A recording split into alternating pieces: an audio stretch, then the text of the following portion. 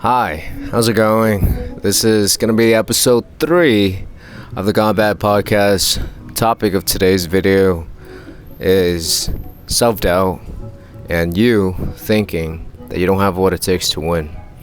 Now, I'm going to talk to you with the lens of just me talking to my 18-year-old self, 19-year-old, 20-year-old, 21, even 22, right? You don't trust yourself. Most of the time, it's not that you don't have what it takes, but because you haven't stacked evidence or won enough times to realize that you're actually capable of so much more. Oh shit, it's raining. I don't know if you can see, but so let's wrap this shit up fast. See, a lot of the times I talk to the guys that hop on calls with me to either work with me or just me coaching them through the community down below, and I realize they second guess themselves a lot just because they have never gone from point A, where they are right now, to point B, which most of the time it's just a win, right? Whether it's building a body that they like or finding references in dating that is outlier to what they're used to. Personally, for me, I tell you this over and over, bro. I thought I was socially retarded for most of my life. Now, why did I think that I was socially retarded? Most of the time, bro, it's because I was too in my head, right? I was disrespecting myself when I was at home, whether it's watching too much corn, playing too much video games, or just not working on the things that I know I should be working on, which a lot of the time, I've wanted to post videos like these, right?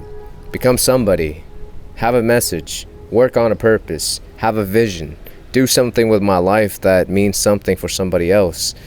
I'll be real with you. You just gotta get out of your own way, right?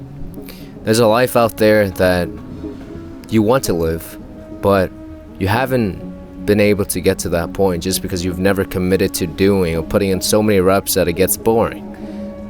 See, I think a few weeks ago or a few months ago, dude, some guys were like, Matt, but you're doing the same shit. It's like, I'm doing the same shit because it works, right?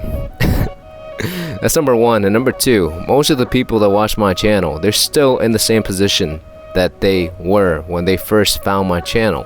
Versus if you look at me, wow, where are you now, Matt? Why do you talk as if you're a different person? Why do you look different? Why are you tanner? It's because I practice what I preach, right?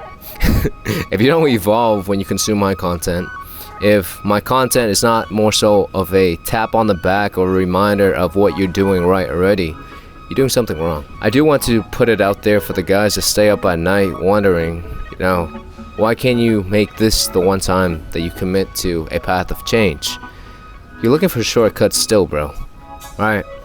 You've spent years looking for a shortcut, and even though you've taken the time to do stuff with your damn life, it's always, a single trigger. Oh, you've been, on a streak for the last few days, let's take a break.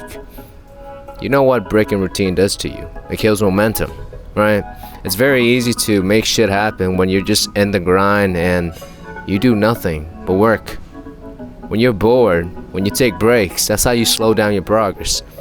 Like even today, bro, sometimes I always have to remind myself, I might have gone long or far away from where I started at the beginning, but I can never step off the brakes, well, the pedal, the gas, or else I'm gonna slow down and self-doubt is gonna kick in again. And if I have too much time to think, where am I gonna go in the next 10 years? I know where I'm going, but if I think about it too much and I think about the lack of fucking progress that I have in my day-to-day life, it's like, bro, you're gonna quit.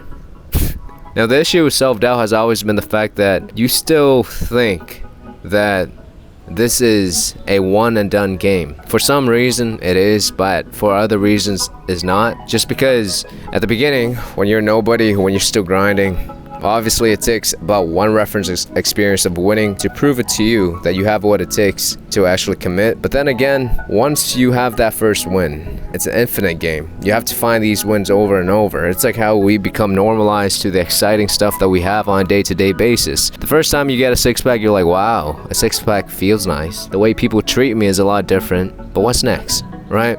It's like for me, bro, I laid down that my dating life sucks, so I was like, let's work on my dating life. And then it was good, and then I was like, oh yeah, this is getting kind of boring too. And I was like, what about business? Business went great. I asked myself, what's next? Do I have a purpose to exist? What am I doing all of these things for? Can I find myself through traveling? Can I find myself through relocating to a different environment in which nobody knows me and I'm free to be whoever the fuck I want? I know I have the options to do all of those things, but all of those options came because I commit to changing one aspect of my life at a time. At the beginning, it was just my body, right? Then it became dating, then it became business, and at this point in time, solely, it's about a mission, a purpose that I'm waking up each day for, and it's to reach as many people that are exactly like me as possible. So, if you happen to be very depressed, I get asked, but Matt, how do I stop getting depressed? You stop getting depressed by moving forward, right? Don't let yourself fucking sit around and think. Well, I'm not saying to be a dumbass and not think, but don't give yourself too much free time. Everything makes sense in the moment, right? I think it's a quote from Nietzsche that says something along the line of, if the man does not go to war or have a lot of shit going on in his life, he's gonna attack himself. Understand? You're attacking yourself right now if you have a lot of self-doubt. You're just not moving fast enough. When you move fast enough, when you take enough actions, and taking action is very vague. You gotta know exactly what you want and the things that you need to do to get to where you need to be, right? It's concrete, planned out actions that usually will give you what you want. Fucking trying to throw shit at the wall and trying to see what sticks. Most of the time it's just gonna not work in your favor and you're stuck asking, what am I doing? So it's sit and plan, and then learn through implementation, through reiterations, and learn from your mistakes or lack thereof. Well, you're gonna know what the right path and right actions are. Now, half of the time, this might sound like some, I don't know, motivational, inspirational stuff. But no, bro, I'm 23. Understand that, okay? In the grand scheme of things, fucking guys tell me, but Matt, you have a lot of time. I'm like, no, the fuck I don't. I'm turning 24 in a few months, bro. And sometimes I introduce people, they ask me, how old are you?